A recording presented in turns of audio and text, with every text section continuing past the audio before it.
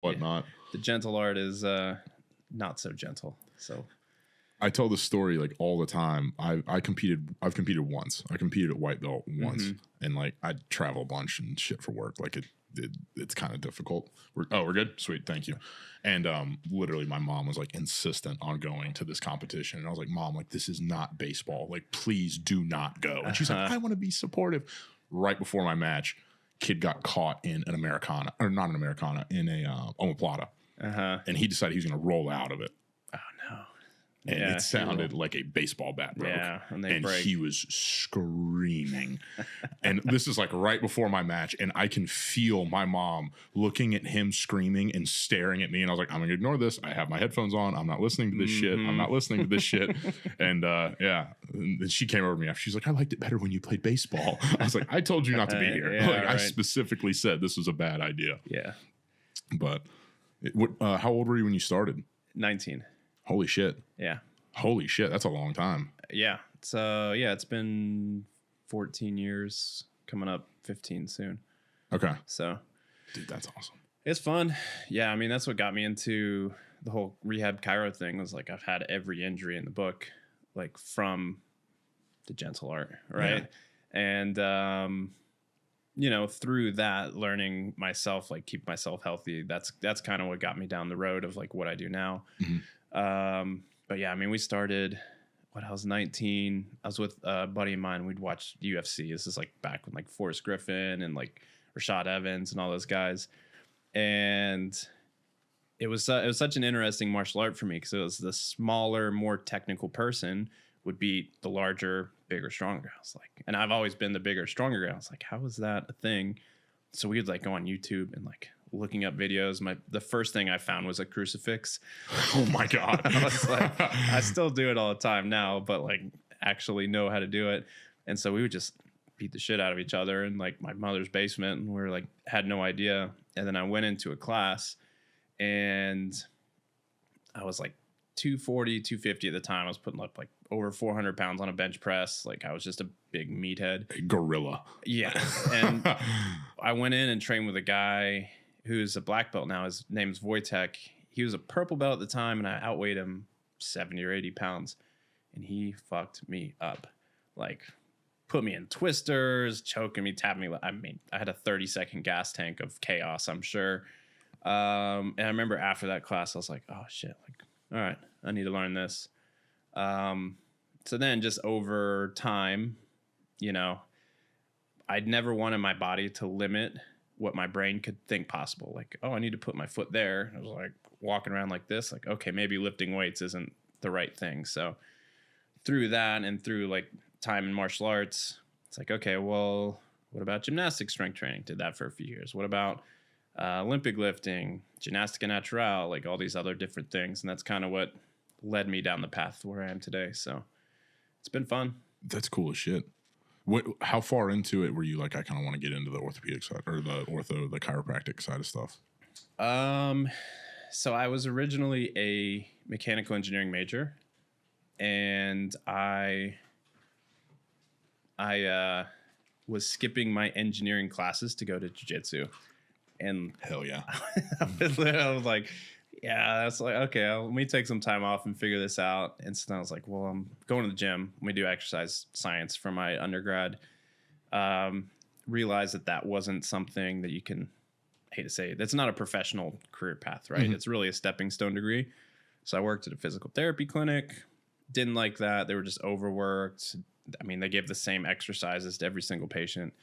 And I was like, well, the chiro I was going to, it's like, he has a good work-life balance. He works with athletes. Like, he's not just like coming in like crack, see you next week. He's like doing the soft tissue, giving exercises. So I was like, why don't I do that?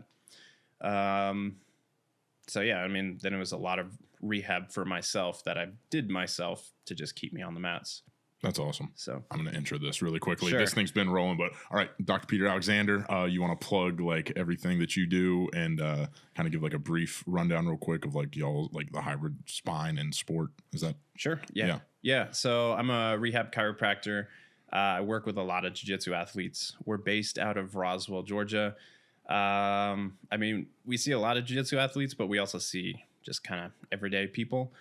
I'm a chiropractor by trade, but we do things really differently. Whenever patients come to see me, like my goal is to get to the root cause of why somebody's having pain and then just develop a rehab program to actually fix it. Whenever we do that, we can not only get people out of pain, but we can really make them better on the mat, make them a better runner. It's really what they want to get back to. So we spend an hour one-on-one with people, and really we're just trying to elevate what healthcare should actually be. It's not, in my opinion, like if I'm going to go see somebody and they're like, just put a Band-Aid on it, like, oh, your neck's hurting, let's do some soft tissue work. And like, oh, that feels better. And it's like, okay, wait for it to flare up again and then come back and see me. It's like, well, why don't we actually just fix the problem for good? So that's a lot of how we practice. And that's what we're trying to do and change. Dude, your Instagram is really cool. It's got a whole bunch of stuff on it that's like not at all what at least you would expect to see, in my opinion, on a chiropractor's Instagram. It's like what you were saying, like you had a bunch of stuff about, like I was watching something about you doing like pec releases on people, like prehab type stuff, like ways to warm up. Like there's a whole bunch of stuff that I like wanted to get into, like just off of the Instagram, but I thought it was really cool, like really cool. That's because it seems preventative, not simply like what you said. Oh, cool. Come in here for 5-10 minutes. Let me crack your neck 6 different ways and get the cool little like ASMR soundbite. Yeah, exactly. And then, send you on your way.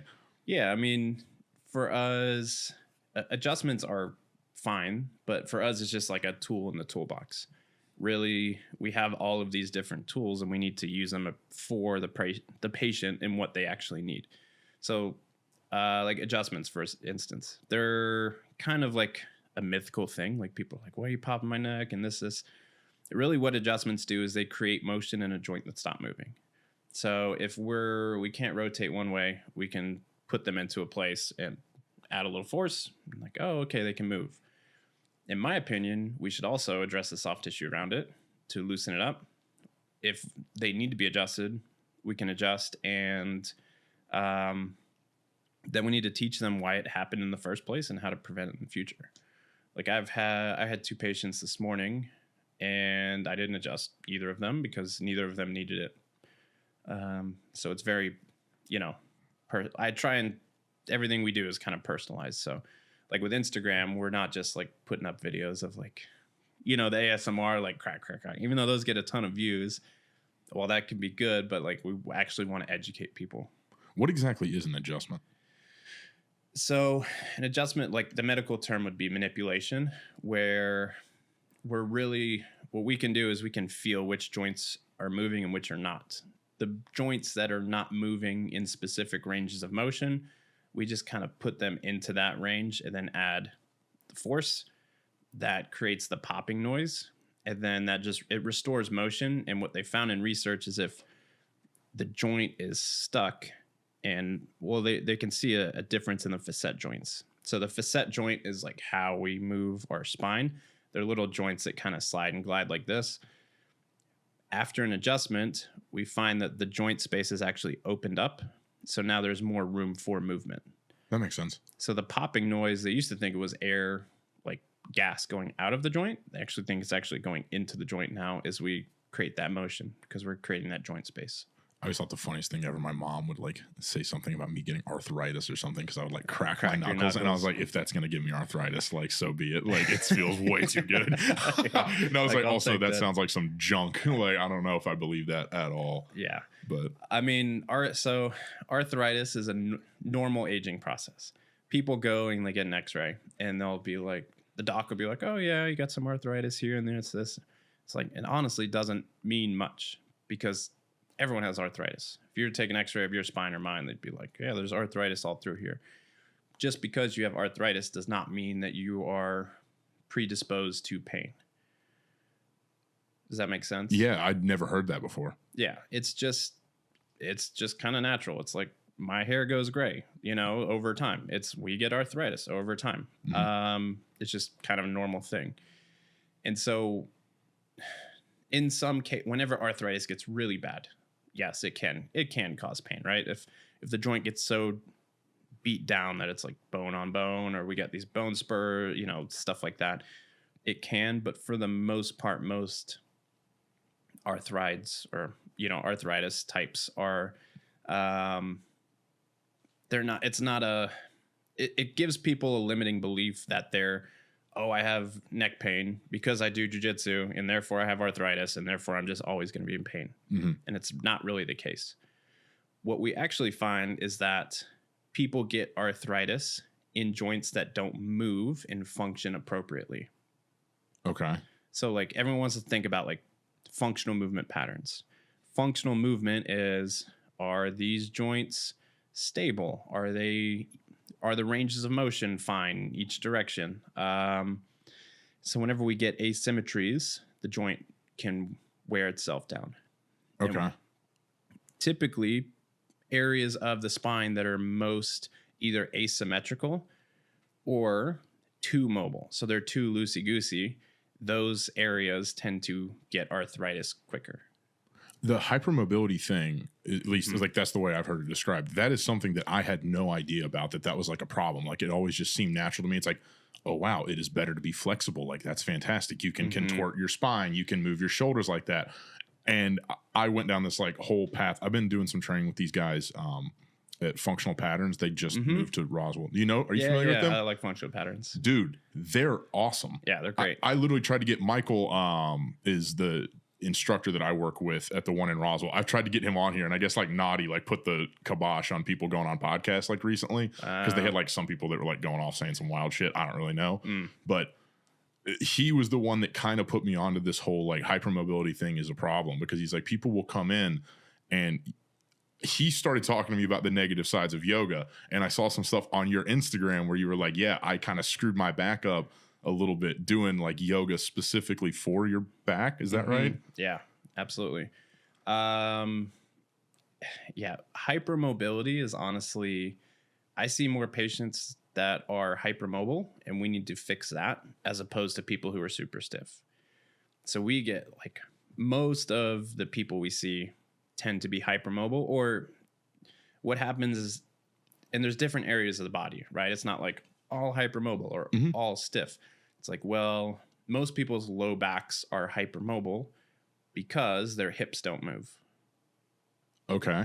So the hip doesn't move, so the low back compensates and moves too much. Because the low back is moving too much, it gets into pain. Okay. And then you go see somebody and they do all the work to release the muscles of the lower back, but really that's just protecting the lower back because it's unstable. And it's like the real problem is a hip problem. Yeah. So, 95% of the time when someone comes to me with a low back problem, it's not their lower back. And so that's where like the hypermobile people get screwed, because they have pain in all these places that are compensating, and they go see therapists and they're like, they just focus on the area where it hurts. And it's like, well, that's not where you need to be working. So that's cool. And especially this is where chiros get a bad rap, where people get injured from them, is because if I'm loosey-goosey, hypermobile in my neck, and somebody comes up and like slams the shit out of my neck, like it's going to make it worse. Yeah, so, absolutely. Yeah. So like, how does the only experience I've had, not with being like the hypermobile thing, I've torn both of my labrums. Like I've torn this one twice, and I've torn this one once. When I tore this one, I wound up getting stem cells shot into it instead of getting the surgery, because it was like, I had started jiu-jitsu. I was like probably a year in. I was like, I really don't want to take like 6 months off, like training, whatever. And I went in, and even after the stem cells, like I was getting pain like in my bicep. And I can't remember his name. He moved back up to Philly, but he was a PT at a office on like 595 FAR, I think was the building. And he was like the first like doctor, sports medicine type, where he like looked at my back and was like, no, I don't think it's your shoulder. I think it's your scap.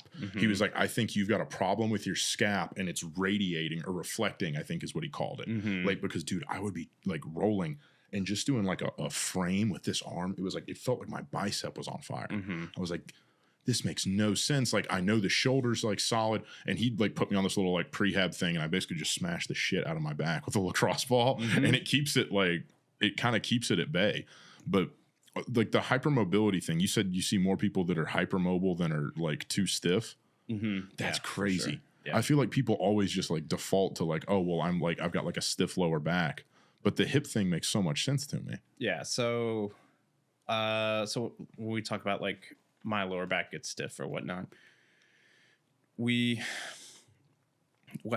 way I like to kind of explain it, we kind of have a system of deep stability muscles, and then we have a system of movement muscles, right? The movement muscles are where most people are comfortable with and understand. These are things you would go and train in the gym. Okay. What happens is we get injured or we get a little tweak and it changes our movement pattern. Maybe a hip doesn't work as well as the other hip, so it just changes the movement pattern. Well, whenever we downregulate or we make these stability muscle groups, they're not working as much because of those changes of patterns. Maybe we get an injury. Maybe we just don't know how to use our core the right way. Very common. Then the muscles made for movement do the job of movement and stability. Okay. Because our brain feels like, hey, this low back is unstable.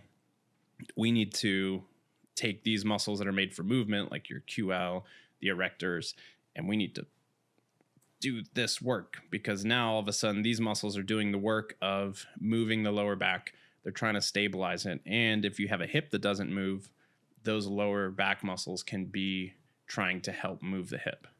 So then you get all of the pain in the lower back, but really that's not. The problem is the lower back is hypermobile. The hip doesn't move. So we need to adjust the hip and do soft tissue work on the hip to allow these guys to calm down. That's so interesting. How did you so you said you got into the chiro thing, like you were fixing, all the fuck ups in your body from the gentle art. Yeah. At what point did you, so you said you started working in that office, then you looked at the chiropractor you're going to and you were like, okay, cool. He's got, pretty good work-life balance. I can go train and I can work and I can, have a life outside of it. What's the process from start to finish of getting into being a doctor of chiropractic? Is that what it's called? Yeah. Yeah. I mean, finishing undergrad with exercise science and then going to chiro schools about 3.5 to 4 years. Okay. And then I was crazy enough. I just opened practice right out of school. Sweet. Just because I didn't want to be the YouTube chiropractor, the quick crack ASMR people. Yeah. And yeah, I wanted to create something where people could actually come in and learn to move better and keep them on the mat, essentially. Because I always tell patients it's kind of selfish too. I've learned all of these things and spent so much time and energy to learn them kind of selfishly for myself so I can continue doing that. Yeah. But then I just transfer that knowledge to the patient. So that's kind of what got me there. And so when we think about practice styles, so the story with the yoga and the low back, I was a purple belt. I was boxing. We were sparring 3 days a week. I was training 1 to 2 times a day in Jiu Jitsu. And, my low back was so bad. I couldn't walk for more than 5 minutes before having to sit. I couldn't really lay down and get comfortable. I would just, I was searching for anything. I went to the traditional chiro, made it way worse. I was doing yoga. I bought a yoga for back pain DVD. I was like, perfect. It's yoga. I have back pain. Awesome. And I would do this DVD twice a day religiously. I could still probably spit out the whole sequence. Just ingrained into your head. Ingrained. And as I was doing these stretches, felt great. And then afterwards, it's that's still there. And what I was doing, I was actually making it worse because I was stretching out my lower back. The lower back wasn't the problem. It's just where it hurt. It wasn't until I found the chiro, who was one of my mentors. He's like, dude, your left hip doesn't move. And it's like, oh. And so just from boxing and jiu-jitsu, it was such a unilateral thing. Just whenever I started balancing the hips out, it's holy shit, this hip is so weak. It's no wonder why my low back is doing everything. So when we actually just addressed the left hip, the low back pain went away. How long did it take? What kind of work were you doing on the hip? And how long did it take to kind of get sorted out? Once it took, without the help, it took a long time myself trying to figure it out. Cause like I was, yoga, I was doing YouTube, I was doing stretches. I went to the medical doctor. They didn't even do an exam. They just gave me pain meds and muscle relaxers. I was like, cool. Now I'm high and can't drive. Like, awesome. Perfect. Just how I wanted to be for jiu-jitsu. Yeah, perfect. I'll just melt into this couch. I threw everything at it until we figured out the hip. Then it was like, it got better much quicker. So maybe a month or two. But it'd been going on for a couple of years. So you have back pain for 2 years and you're doing all this yoga shit to try and fix it. And then, you have a month or two of doing the right thing and it just like snap done. Oh yeah. I even went out and got my yoga teacher certification. Like I was diving deep. So holy shit. Yeah. The functional patterns, like Naughty, like rails on yogis all the time. But I don't know. I can see how if you overdo it, it definitely causes like way too much flexibility in certain places where it's like, oh, wow, my shoulders can do this. It's like, yeah, but your shoulder shouldn't do that. Like your shoulder's not designed to do that. Yeah. It's supposed to, stay in the socket, not. Right. The best part about yoga is the mind-body connection. Okay. Like they have a really, really good mind-body connection. But the problem is they don't ever load their hips. They don't squat. They don't pull. And they generally don't load twisting motions. That makes sense. So if somebody is only doing yoga as their only like movement practice, like they're going to find all of these. They're going to overstretch their glutes. They're going to overstretch their hamstrings. They're not going to pull. They're going to use their upper traps for everything. Okay. I'm trying to like think through, like I haven't done a ton of yoga. Like I've done a little bit, but mainly when I was playing baseball.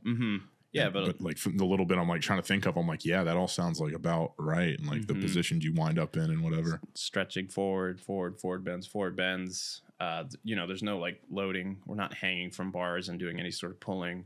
There's no loading the hips in like a deadlift or something like that. And those are all important movements for like fundamental movement patterns. Yeah, absolutely. Yeah. And it's not to hate on yoga. Like I like yoga. It's the same thing with jiu-jitsu athletes. Like they're going to do the same thing. Their hips don't internally rotate. Their mid back is stuck, right? Exactly. Their thoracic spine is just stuck forward like this. They might have a strong core. They mainly don't really know how to use it though. So they a lot of times use it backwards. What do you mean by use it backwards? They're not using the pressure system of their breath and breathing to generate power on the mat. Okay. And a lot of that comes from the rib cage dysfunction, and because everything is so crunched up all the time, their abs get very strong, but then the deeper muscles like transverse abdominis, diaphragm, pelvic floor, all of that gets weaker. And then they don't use their core the right way, so then they compensate everywhere else. That's nuts. So so they've done research where they've actually shown that working on breathing patterns will actually activate those, like that deeper stability system that we were talking about earlier, in and around the back, in and around like this whole system, by just working on breathing patterns. What do you mean by breathing patterns? Like specifically, like is it like doing like box breathing, or like what kind of like breath work, I guess? Yeah. Good question. So if you see me take a breath in and it's very much shallow and up into here, up into my shoulders, I've essentially done it wrong. Okay. Right. We have all these muscles like our scalenes, our upper traps, levator. So especially the scalene specifically, they're secondary respiratory muscles. So if I am like super hard class, like I need more oxygen, like I'm going to try and lift my shoulders up because I'm trying to lift and open my rib cage. But what happens is that turns into the normal, and you'll find people are breathing like this all day. So they're not actually using their diaphragm and the deep core. Okay. So whenever we retrain the breathing pattern of like, hey, throughout the day, as we breathe, this is where it's coming from. And we essentially retrain diaphragm on top, pelvic floor and bottom, and then this corset of muscle that surrounds it that should be all day expanding and contracting. Whenever that happens, now we've created this stiff cylinder that protects our lower back. Okay. Jiu-jitsu people tend to, because of all the crunching, the abs take over, and then this system down regulates. It doesn't work as frequently, so then they compensate elsewhere. Okay, that makes sense. So like I'll see patients with right shoulder pain, and then this is their breathing pattern. Right? I'm over exaggerating, but whenever we check it, they don't expand here in their rib cage. They're using all of these muscles around here to try and lift the shoulder up and try and breathe like this all day. So in those patients, it's like you can do all the soft tissue work and around the shoulder and this, but if you never change this pattern, like they're just gonna go back to having shoulder pain. I was gonna say, like you said, it's like a temporary fix. Then they go back and they keep breathing in a fucked up way, and so then it just it's a vicious cycle. Yeah, that's wild. This is like the first. I mean, I look at a bunch of different people online, like talking about fitness and about, oh, you should be doing this or that. And like, I don't know. I feel like there's very few people that talk about how the pain or problem or whatever is off. It can frequently not be caused by the actual like location. Like it's not your shoulder, it's the way you're breathing while you like. Why do you think that is? Do like a lot of people just not get? I don't want to like specialize. Like do a lot of people not kind of like go down that rabbit hole like within medicine or? Well, definitely not with the medical docs. Like that's not their cup of tea at all. And plus, if they're in an insurance model, they don't even have time to even think about that. Okay. As a chiropractor, like you're trained to like, we adjust the spine and anything else. You're trying to be a physical therapist. Physical therapists are still like they can hyper in too much into areas. So it takes a lot of extra research and like figuring that out. But then again, that's why I told you I'm kind of not, it's kind of selfish of me because like I don't want to just have someone like just if I have shoulder pain, like just work on my rotator cuff and do some like banded rotator cuff exercises. If then the problem is actually my rib cage doesn't expand here, so I'm trying to lift the shoulder up whenever I breathe. It's like we'll just work on getting that rib cage to expand, and now shoulder relaxes. You know what I mean? That makes sense. So, what are like the frequent injuries that you see from jiu-jitsu? Is there like a recurring? I mean, you kind of talked a little bit about the tendencies that jiu-jitsu people have. Like, what are the common like injuries that manifest as a result of that? For sure, low back pain is probably number one, and shoulder pain is number two. And then knee pain is probably behind that. Okay. A lot of them, but like I said, like if somebody comes to see me and they have pain, this is why, if they have pain here, but I'm like, well, your problem's here. The pain is really just an indicator that something somewhere in the system is going not right. Mm-hmm.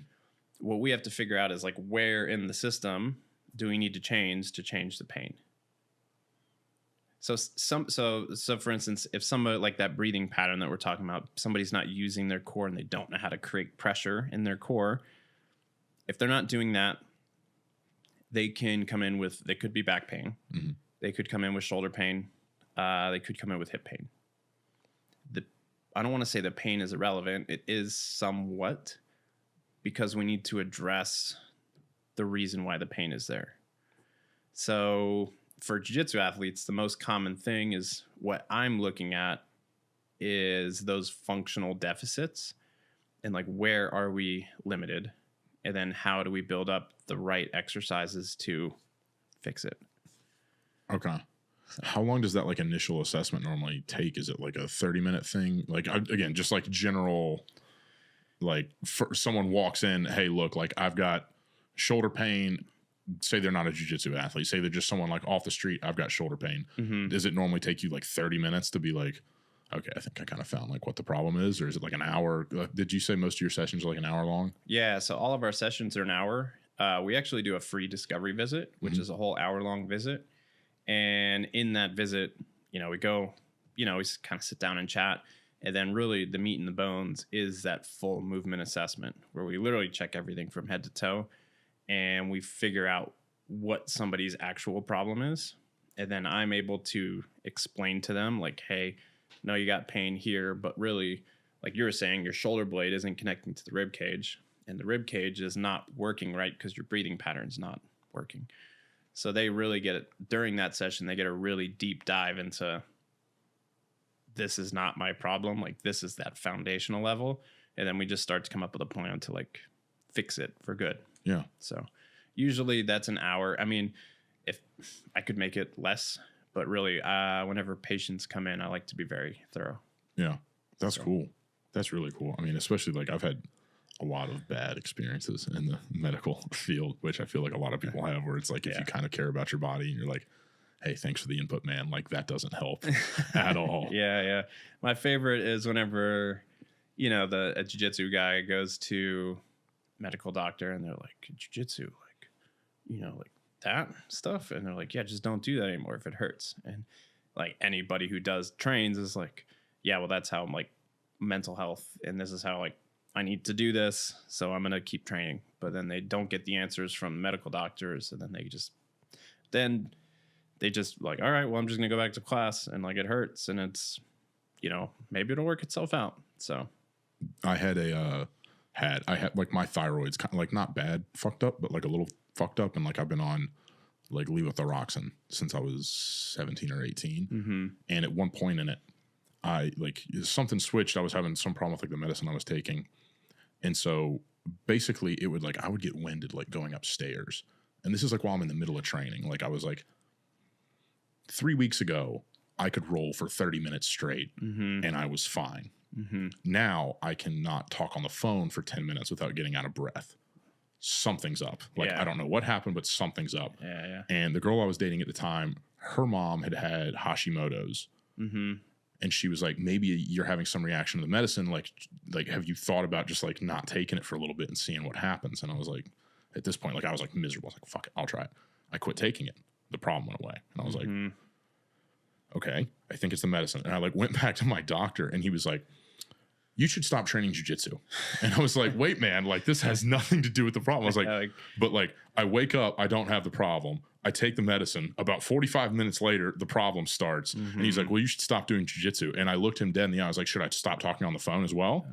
He was like, well, maybe the jiu-jitsu's, exacerbating. I was like, okay, should I stop lifting weights too? Because it happens then too. And I was like, where does this stop? And he was like, basically gave me some like non-answer. And I was like, great, I'm never seeing you again. Like what the fuck? And literally like went and found another doctor. Yeah.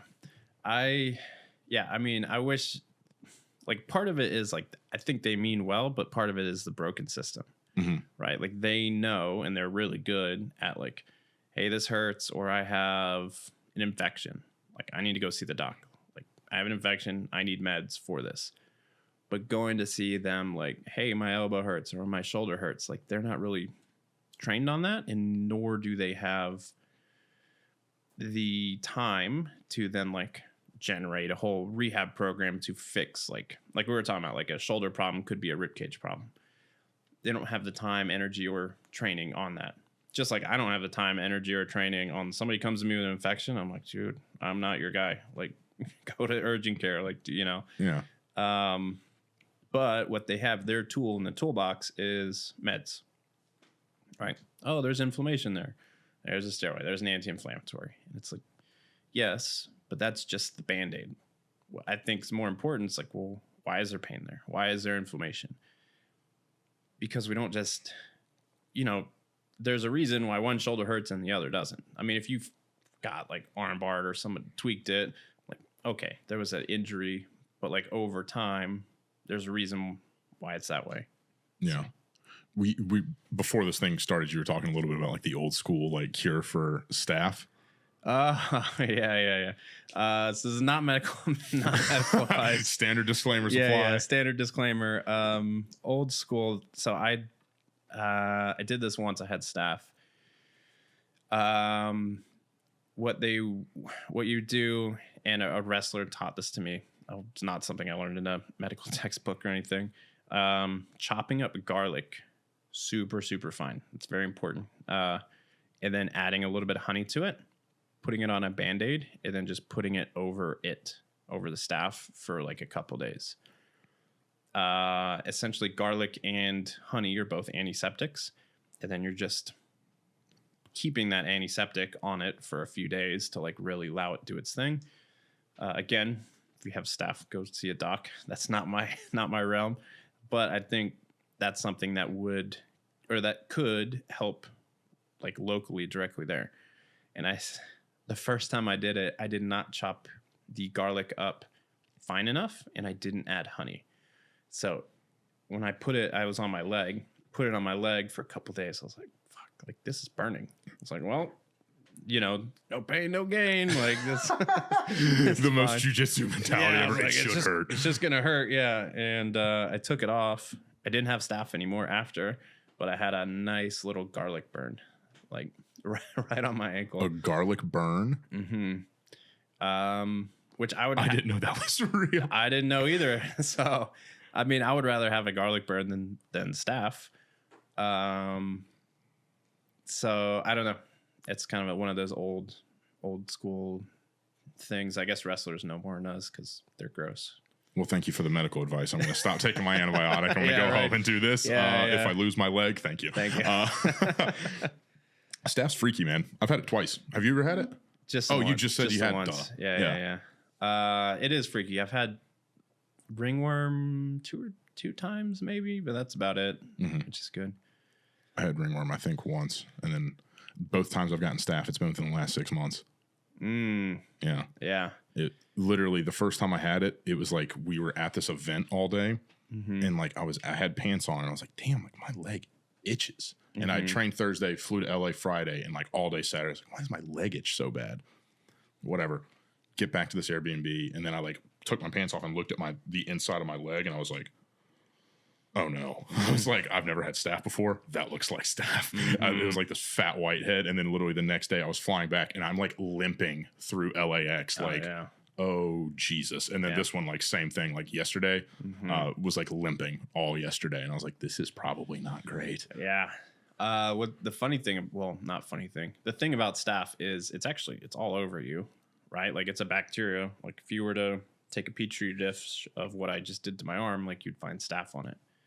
Okay. So it's just a bacteria that lives on our skin. It likes salty areas.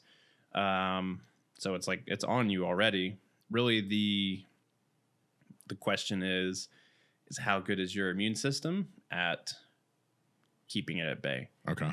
So I think that's why guys like Gordon or Craig Jones, those guys are always on antibiotics because they get staph. They take antibiotics, it kills your immune system. I'm sure they don't stop training, right? So then they get it again, more antibiotics, and then you end up just in this like vicious cycle of your immune system's just shot. So anytime you get staph, you're kind of fucked. Yeah. So. It freaks me out. You can wind up with MRSA or whatever. Like it's, I don't know, you take enough antibiotics and all of a sudden now it's like, cool, now you need IV antibiotics and you might lose that leg. Yeah. So I have a patient. She's working with me. She's not a jiu-jitsu person, but she had a staph infection here, was it misdiagnosed? And what did they do? It was, because it eats away at skin and at the tissue. And so it was misdiagnosed. They didn't give her antibiotics or do anything. They actually like covered it up. And so what happened is it like kept eating like deep in. So she told me she had a hole in her arm, like a hole like this, and she has a scar from it now because they finally like found the doc was like, holy shit, like we need to get this now.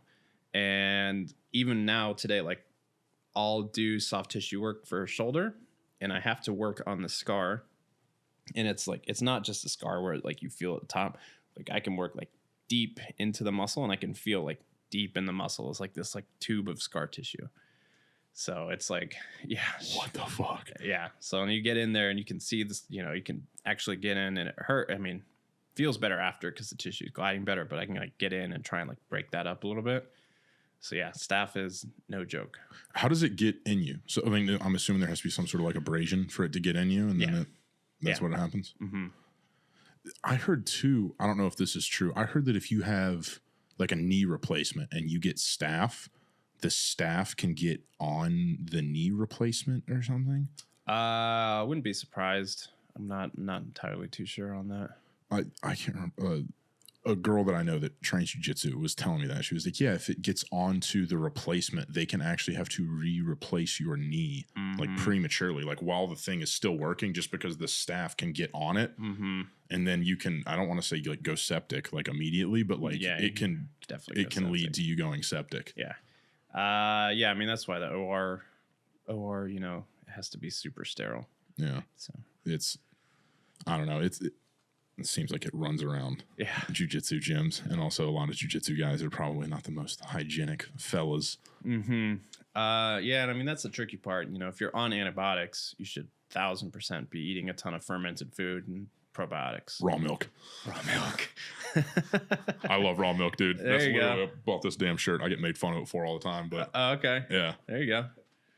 Yeah, only safe for dog, or you know, not human consumption, right? Yeah, not for human consumption. This is just I'm buying this gallon of raw milk for my dog that doesn't exist. Don't ask questions, lady. All right. Yeah, it's what like that, like kefir, like sauerkraut and all that stuff.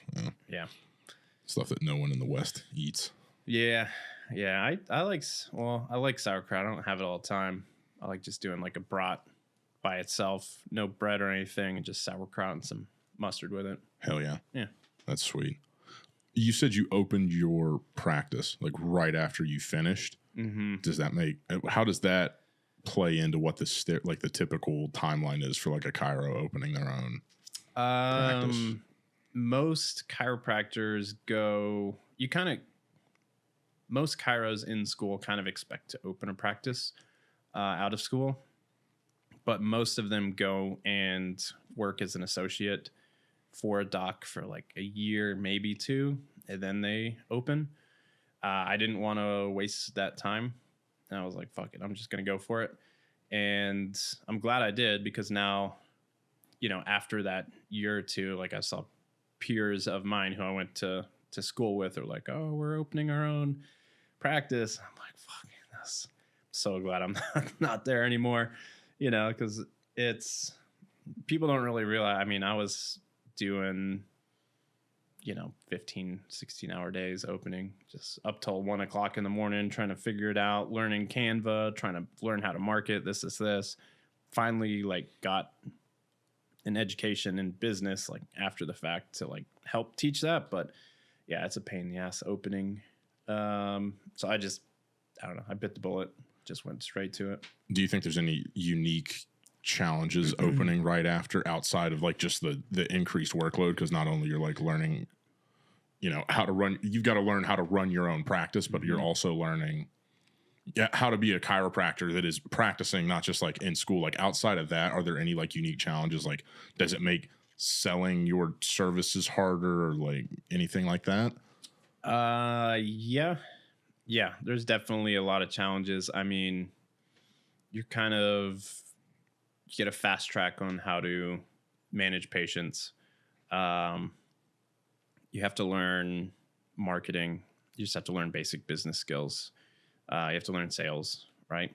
So like if somebody is a jiu-jitsu athlete's coming to me with shoulder pain and they're like, well, I could go to the joint and pay $29 to go get adjusted. I'm like, well, I have to learn how to, you know, hey, the joint's not going to fix your problem. Like if you actually want to fix your problem, this is where you need to be. So what was the hardest part about learning sales? Probably the negative beliefs behind it. You know, because someone hears sales and they think of, oh, used car salesman or pushy. It's a skill that can be used for good or bad. when somebody comes and they're sitting in front of me, I know I can help that person. Like, I know I can get them their life back. I can get them back to training.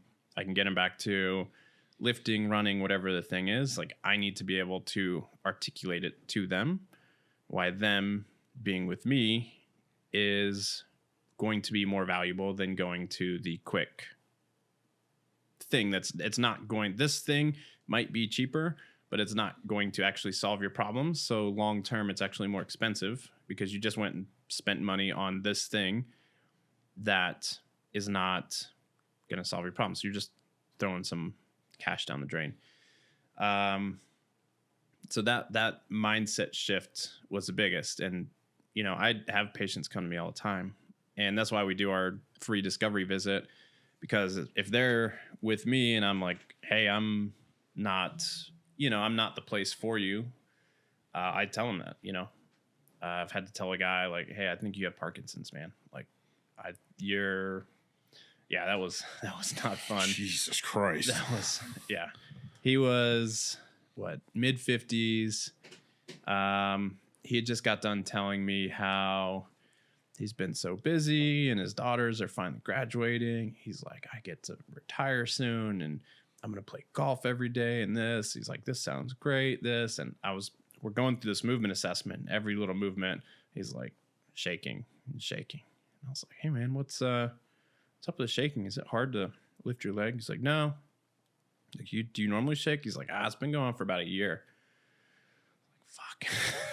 So I had to be the bearer of bad news. But anyway, sorry, I digress. Jesus, that's heavy. It was heavy because it was like the whole time too. He was like telling me about how he's been working so much for getting his kids out of the house and this, and he's finally gonna retire and all this. And then it's like, oh my God. Yeah, it was tough. It took me a couple days to get over, not to get over, but to like really not let that affect me. You know what I mean? It's like he's sitting there trying to help me, and I'm like, hey, you gotta go talk to a neurologist, man. Like, I can help you and like keep you moving, but like, yeah, you need to go see someone that like really specialized in. Yeah. So for learning, so your quest for like learning sales, like understanding that just because I'm telling somebody that they need to be in my office and I know I can help them is really the kindest thing I can do. Cause like, hey, you don't go waste, like you're going to waste your money here going to somebody who doesn't understand what K-guard is or doesn't understand like what a knee cut is. Mm-hmm. And you know, like, this is where you'll actually get results. So, yeah, I can't remember who I was going to. It was some doctor when I was having something, and he was like, "So, like, what are the positions where it's causing you pain?" And I'm like, "Okay, so like, if a guy is in side control, or like, if a guy has half guard, and I'm trying to prevent him from getting head control, and he's like, well, what is half guard?" And I'm like, okay, so you want to get down on the ground? Like, how are we going to do this? And you're like, he's like, well, but you know, you could. And I'm like, okay, this is just going to be futile trying to like get this across to this guy. Yeah. What, like, was there any people that you started reading or any people you started watching to try and like learn the sales side of stuff? Yeah. I mean, I've taken classes and how to do it and how to get better at it. People from Jeremy Minor. Dude, I love Jeremy Minor. He's awesome. Yeah, yes. He's great. Yes. I sent him to I've got a copy of his like NEPQ, like Black Book of Questions or whatever. Yeah. I sent a copy of that to Dan Quantas at Odyssey because he got a sales gig with ADT. Oh, cool. And he was like talking about stuff. I was like, this guy, like immediately. Great. Yeah. I'm part of, do you know who Dan Martell is? Mm-mm. He's a business coach. He was in the realm of like tech for a long time, but now he's just a business coach for just helping entrepreneurs help more people. Yeah. So, yeah. I feel like chiros really have like a unique understanding of like that they're not just a chiropractor, they're running a business. Mm-hmm. Like, I feel like you run into a lot of business owners that don't necessarily understand the business operation side is a separate skill set of. Mm-hmm. It's like some guy runs an HVAC company, and the guy's like, well, yeah, I was an HVAC technician for a decade, and then I opened my own HVAC company, and like it's doing good because I'm a good HVAC technician. It's like, okay, well, yes, it is, but also like there's this whole other set of skills. Like you can be the best HVAC technician in the country, and if no one knows you exist, you're gonna go broke. Like you gotta learn marketing. Yeah, it's I don't know. I feel like chiropractors have like a unique understanding of that, and at least from a lot of the guys that I've like kind of like run across, and guys in like the marketing world, I feel like always have a lot of chiropractor success stories. Like, you know who Dan Kennedy is? Yeah. Like, yeah. He's the GOAT of marketing. Yeah. Like I get his like newsletter every month, and I feel like not every month, but like every now, like pretty frequently, he'll have guys up there. Like I went to his like super conference in Dallas like earlier this year. Oh, really? And it was like cool. It was cool. It wasn't what I was hoping. It was good, but it was like, yeah. I don't know, but I feel like he's got a ton of chiropractic success stories into like customizing like how they sell their stuff. It's like instead of being like the joint, you get like a $29 like whatever they like package stuff. I don't know. I feel like it's like a pretty unique like niche inside of businesses that own. Yeah, and I mean that's the thing. It's similar with jiu-jitsu owners, gym owners, because they're like, I was a good jiu-jitsu guy and I worked here and I could teach really well, and they're like, I'm gonna open a school, but then they never learn that business side, and that's where they struggle. So I have a patient of mine this morning. She's a black belt in the community, but we were talking about different gyms in the area. I'm not gonna say which ones, but she's like, oh yeah, this one, they're kind of struggling. Like, you know, they lost this person, they were doing like sales for them, and so the business side is not doing well. So that means, you know, they're going to have to either move or close or whatnot. And then I drove past one of those, I call it a grab my wrist jiu-jitsu places, which is fine. Like it's like, you know, there's hobbyist schools. There's that other kind of like Gracie, what are those two guys? Henner and those guys. Like they have their whole system. There's like the hobbyist schools, and there's like the diehard competitor schools. Like, and there's fine with everything. There's good and bad. But I drove past one of those schools last night, and it was packed, like no mat space, just filled with people. So learning those business type skills is so important for, you know, not only chiro, but also like if somebody's looking to open their own jiu-jitsu school, like learn how to market and sell.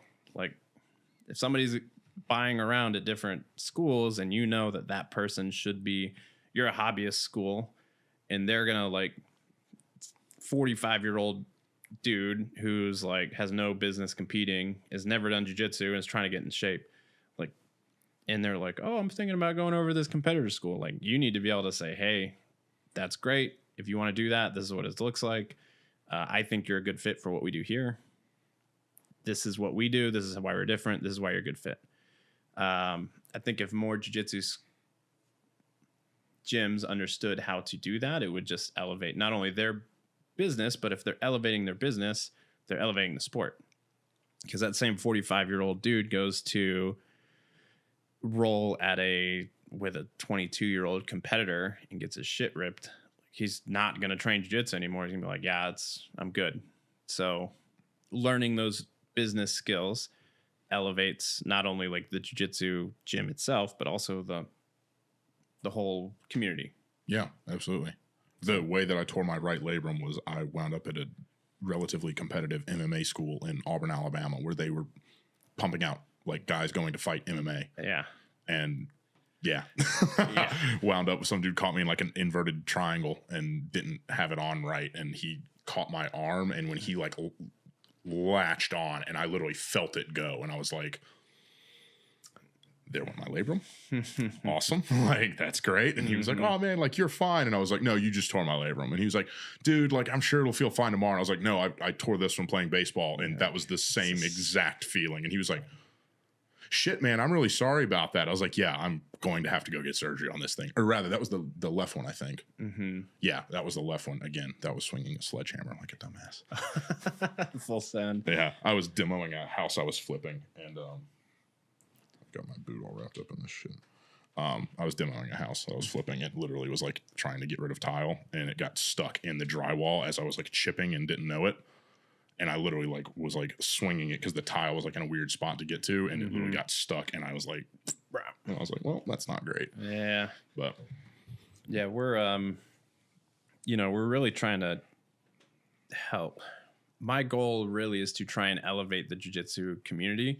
And the number one thing that takes people out is injuries, right? Get tweaks. And I think over time, people get tired of just living in pain. They're like, oh yeah, I'm like, can't reach my arm up over my head because it pinches. So what we're really trying to help people do more jiu-jitsu, safer, and understand really what they should be doing off the mat to keep them on the mat. So that brings me to a question I had. Is there any like generic like prehab type stuff that you recommend to like most of the people you see in order just for like overall longevity of their joints and back and whatnot? Yeah, we're actually putting together some courses. So we have one. It should be done in 2 days. Yeah, Thursday. It's called Roll Forever. Well, it's a warm-up guide for what you should be doing, like, I don't know, 5-10 minutes before class starts to prep the body to avoid injuries. So like what we were talking about, those, whenever a jiu-jitsu person comes to see me and I know that these functional things are probably not checked, this course just checks all of those. Okay. So we're giving it out as like a free course to whoever. If anyone listening wants to just DM us course at Hybrid Spine and Sport on Instagram, we'll send it to you. But it's essentially, I think we broke it down. I mean, it's broken into core, shoulder, hands, hips, knees, feet. Okay. And I've kind of taken the best of those exercises that I prescribe to patients, what most jiu-jitsu people need, and put it into a very simple thing that they don't need equipment. It's just something you can do on the mat, like as you get there early or warming up. So that's sweet. I will 100% like throw, I was about to say this will go out on Monday. Cool. So like, whatever, what's today? Say Tuesday? Yeah, Tuesday. So like 6 days from now. Sure. So like, I'll just like put that in a little like description and whatnot. Oh yeah. That's cool. Sweet. Yeah. Go ahead. No, go ahead. Oh, like in terms of the lifting side, you talked a little bit earlier, like you tried all these different like lifting programs around jiu-jitsu. What did you find was the most effective for you in terms of being strong and having endurance on the mat and also not overexerting yourself and opening yourself up to injury? So upper body, gymnastic strength training can't be beat. Gymnasts are superhumans, and waist up, like for sure. For prehabbing, for being strong, for like being mobile, being flexible, gymnastics all day. Lower body, much more simple, like hinge, squat, move, right? Load hips. The hips really need that load. And upper body needs complexity. So. Okay. What gymnastic style workouts? I know nothing about gymnastic workouts. Like what does that entail? Floor work, not like doing back handsprings and stuff like that. Thank God. Right. I was like, okay, so that's off the table for me. Yeah. Floor work, rings for sure. Parallels on the bar, just mainly upper body or body weight, calisthenic style stuff. Interesting. That's one of the things I was thinking about doing a bunch of calisthenic stuff like a while back, and then I almost cut my finger off with a knife. Oh. Yeah, and then that kind of like my mobility in my hand like got shot, but like I can use it and everything fine now. So like that's probably. Yeah, I mean it's so somebody who like wants to do a ton of push-ups and they just want to keep progressing a push-up. The problem is push-ups are great, but it's such a linear pattern, here to here. Like you're going to get really strong from here to here and you're going to do 100 of these. Well, I don't really remember rolling ever and just moving in this plane. Unless you're Derek Lewis. All right. Off. Yeah, just stand up. It's happening all around us. We got to be able to stay strong and frame here and be pushing this direction. So, I mean, even changing something as simple as a push-up into some ring motions or there's different patterns you can do on the ground. Okay. So that's sweet. I feel like I've never heard that recommended. Yeah, I mean, we get stuck into the same. Most exercise programs are built off of a bodybuilder's type exercise, and they're bodybuilders type goals. Well, jiu-jitsu is not that, right? It's not about who has the biggest muscles and looks like it on, taking pictures. It is like, you see somebody and they like don't look strong and they put their hands on you and you're like, holy shit, what are you? Like, that type of strength is really what jiu-jitsu athletes need. And so it's not doing the bicep curls. It's not, doing a military press with a dumbbell. It's like, well, instead of that military press with a dumbbell, take a kettlebell, flip it upside down, hold a lunge, and now all of a sudden you're pressing overhead and working all this little stability as we go. Mm-hmm. That in itself will like change your overhead pressing strength. So when you're on the mat, you need to push in a certain way. Like now all of a sudden you're used to that kettlebell, so you're going to be much stronger. Yeah. Jiu-jitsu does have people that have like a freak strength to them. Like, you know who Brady Hilton is at Odyssey? Are you familiar with him? I've heard the name. Greg's told me. I've heard Brady before. He's a purple belt that probably weighs 160 pounds. Skinny little bitch, Brady. And but I was rolling with him on Thursday, and he's fantastic. And so he passed my guard like it was nothing. And it was like I was trying to come up and turtle, and it was like just the way he put like a squeeze on me and just sucked all the space out of everything. I was like, what the fuck is going on? Like, how is he?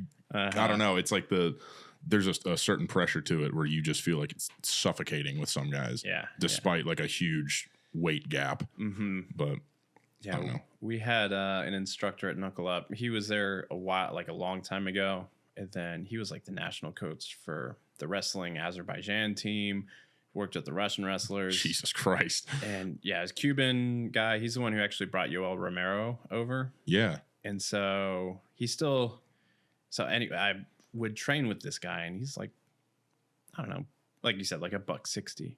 And holy shit, he is the heaviest little dude I've ever, like, he just would smush me into the mat. Like, I just never understood it. I mean, he was tapping guys to pressure like easily. And I mean, he still trains. He has a gym up in Cleveland, and they have a restaurant too. So I'll drop into Helen and like, say, hey, but they have a guy who trains with them. He won an Olympic medal in heavyweight wrestling. And this dude, I remember shaking his hand. I was like, what are you? Like, he's enormous person, really nice guy, but they like go and wrestle and do that 4 or 5 days a week at 6 a.m. And there are those guys out there that you're just like, this is not the same. They're just dense. Not the same, yeah. Dense humans, and you're like, all right, you're just made out of steel or something. Mm-hmm. And I don't know. I'm jealous of those people. Those are like the construction worker strength, right? Because they're used to like using their whole body and like cranking in and turning something like this, and there's no, that guy is gonna beat the guy doing 1,000 bicep curls and like dumbbell bench press or Smith machine squats. He's gonna beat that guy all day in strength, because he's taking all these different muscle groups and learning how to connect them all together, and really using his whole body as one unit as opposed to like isolation type exercises. I never understood that really until starting. I'm going to keep like banging on the functional patterns thing, but like starting to work with them, like one of the things like off the jump, like Michael was like asking me, he was like, all right, like how much do you do like overhead press? How much do you do for this? How much do you do for that? And then he puts you into these positions where it's not just using your shoulders. It's like, great, lock into your obliques and lock that into your glute and now perform it. And all of a sudden it's like you have a 25 or a 30 pound dumbbell in your hand and you're like, why am I struggling to get 7 reps with a 30? Like, this makes no sense whatsoever. But probably within the first 6 months of training with him, I had a couple of different guys at Odyssey were like, your pressure feels different. Like, it just doesn't, it feels different. Like, you feel stronger, and like my weight stayed the same. And I was like, shit, okay, maybe doing bodybuilder workouts was kind of not doing anything for me. I like the functional patterns a lot. I mean, they work with Kyle Dake too, and you know, I've followed them for a while. I've never done one of their classes. I've had patients who have done it too. Yeah, but just watching their stuff, I'm like, oh, this is great, dude. I'll try and connect you and Michael. Y'all are literally right down the street from each other, and it sounds at least like y'all have pretty similar philosophies on stuff. Yeah, and doing like a medicine side of it. I don't know if that would make sense or not, but I'll try and put you and Michael in touch. Yeah, that'd be super helpful. Yeah, they're great. They used to be all the way up in Alpharetta, and that would suck when I would have to go up there because I'd be like, all right, I'll be there at 7 or 8 in the morning. I'm like fucking fighting traffic. Yeah, but it's a hell of a lot easier now that they're in Roswell. Okay, but the media stuff that you do you get hate online for any of the stuff that you post, or how's it received? We try not to be too polarizing. I imagine there are a lot of probably strict chiros who think that what we do is want to be physical therapist or something like that, which I don't really give a shit because we're helping people. So like, you know, so there's a school of thought in chiro. There's like the strict people call them like the strict chiros and then the mixers. So the strict are like, we only adjust the spine. This. It's like, you have foot pain. Well, I'm going to adjust your spine and it's going to clear the nerves and your body's going to function better and whatever. That can be helpful, but like I am on the mixer side, I'm like even further over because like I have patients I don't adjust. So whenever we post a ton of content, we don't just post the chiro side. So like I'm sure those people would get upset about it or whatnot, but I mean I don't really care, you know. I'll put out good information and help as many people as we can, and however they take it is like, hey, that's your own whatever you got going on. So yeah I was curious about that, and it's like I feel like it makes sense where it's like you have like everything is trying to fit a square peg into a round hole chiro, and then like a much better blend. It just seems to make a lot more sense that it's like, all right, it has to be like a holistic approach to it. You can't just insist. It's personalized. Like so I had a patient, she was so unstable, dancer, low back pain, neck pain. She was going to an upper cervical chiropractor. So chiropractor who just adjusts the top bone in her neck. Okay. I didn't know that was a thing until I actually went to school. They just adjust here. Doesn't matter what's going on. And she was so unstable in her neck. Whenever we did her initial eval, her cervical extension, so having her look up like this, she had to grab her head and pull it back up because she was like, she was so unstable like through her neck that she couldn't use her neck muscles to lift her head up. She had to like, it's like an infant. Yeah. It's like a newborn where they like throw their head back and then they like can't hold their head up straight. Like that's nuts. Yeah. So she was also seeing me, which I didn't adjust. Like I would never adjust that person because we were putting a ton of motion into somebody who's like can't hold their head up. But she was also seeing an upper cervical doc who was adjusting her neck. So her neck, which is so unstable, she can't hold it up with the muscles in her neck. They're adjusting it, creating more space in her neck, or like creating more flexibility, more movement. Because they're aligning the vertebra, which is not. That's like old school is like we put things back into place. We absolutely do not. So they're like that's the whole other side of the coin. So I'm sure those people would get pissed, and they have before. Like I've gotten comments and stuff in the past, but whatever. I don't, you guys do you. But like whenever your patients don't get better, just send them to me. Do you typically, are you normally like the first point of contact for people going to a chiro, or are you like second or third kind of like iteration on them trying to find treatment? Our perfect patients have typically tried 2 to 3 other providers, haven't gotten the results, end up in our office. We slow the process way down and we change what we're actually looking for and how we're actually rehabbing it. So typically our patients come to us, they've already tried other things and haven't gotten results. That probably makes it a hell of a lot easier from like a sales and a marketing side. Like if that's like your perfect person, like, you know, exactly like, hey, look, you've probably gone here. You've probably had this, and this fix thrown at you. Yeah. And it's pretty easy. Like we do a free phone call with people before they come in. Like I want to make sure somebody's a good fit. Like if somebody's calling and they're like, oh, you're a chiropractor, can you pop my neck? It's like, I can, but like, I'm not just going to do that. Let's figure out if we're a good fit. So yeah, it's easy for me to see. I mean, I see the patterns all day on like who they've seen, what they've got, where they've, haven't gotten results or where they have gotten results, and I take that into account. It's not that I'm like putting myself up on some high horse. It's just, again, if we're not addressing the root cause and understanding why somebody's actually having a shoulder pain or actually having a low back, then you're just kind of wasting your money. So makes sense. The shoes. I saw you were kind of like, I did like a little deep dive on a deep dive on your Instagram, trying to like prepare for this whole thing. You were talking about, I don't even know what they're called, the inserts, the shoe inserts.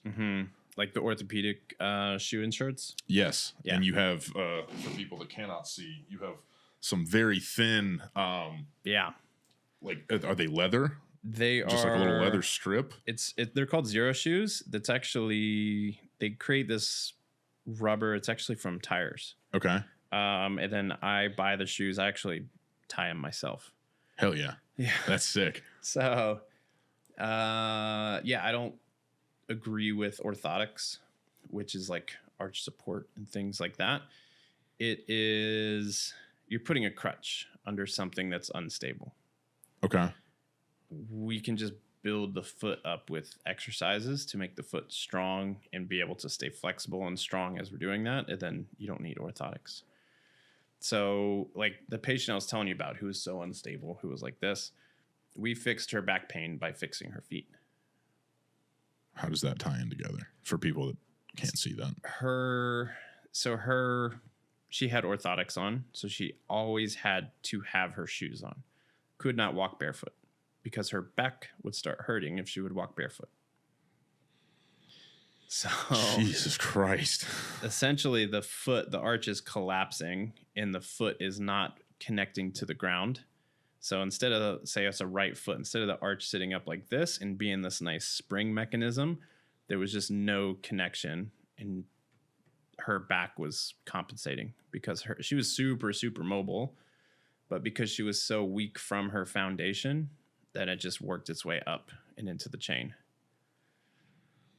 Jesus Christ. So she was super happy with the results she got because, she's like, holy shit, like we're doing these foot exercises and my back doesn't hurt anymore. We also had to do core stuff as well. It wasn't just feet.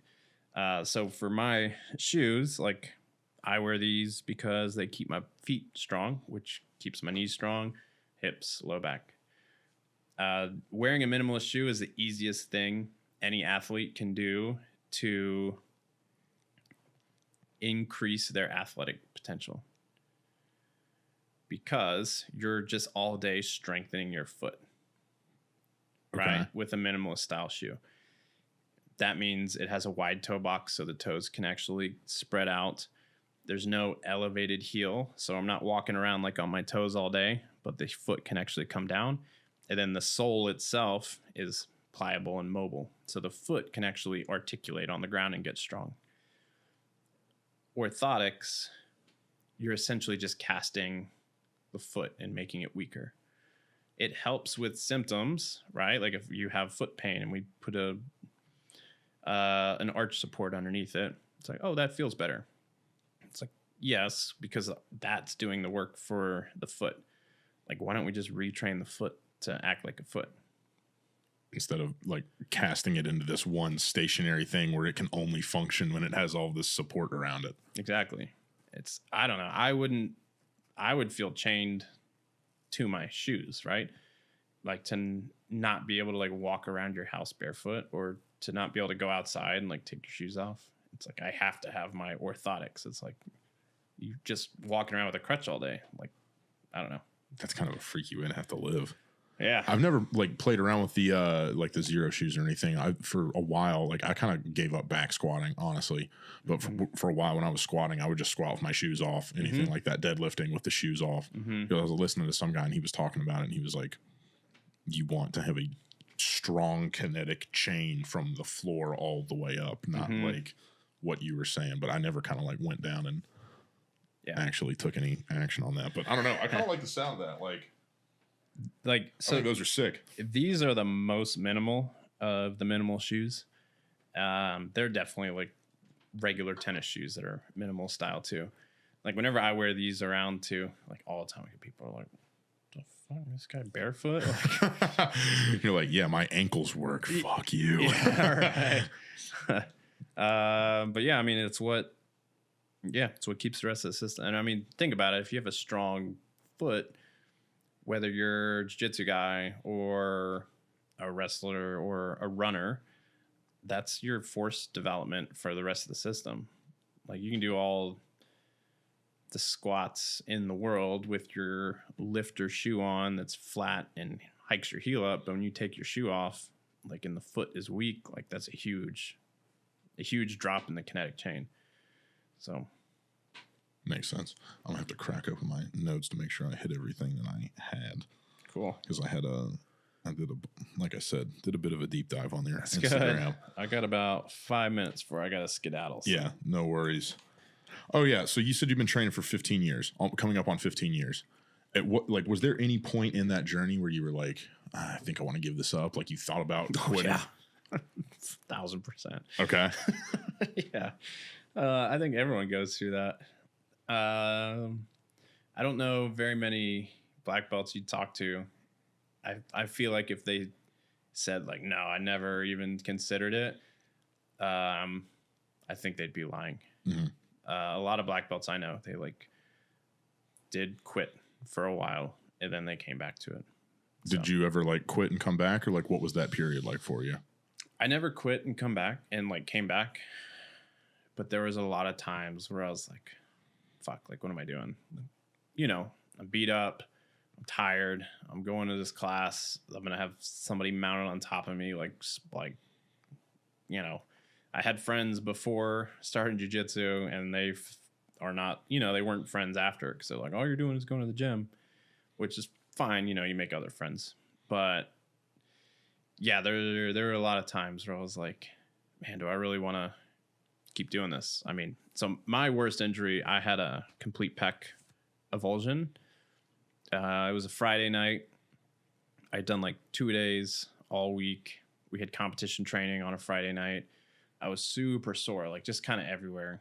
And they had some guys from Brazil in town. So I was like, fuck it, like, okay, I'll go. And went. I shouldn't have been there. I knew I shouldn't have.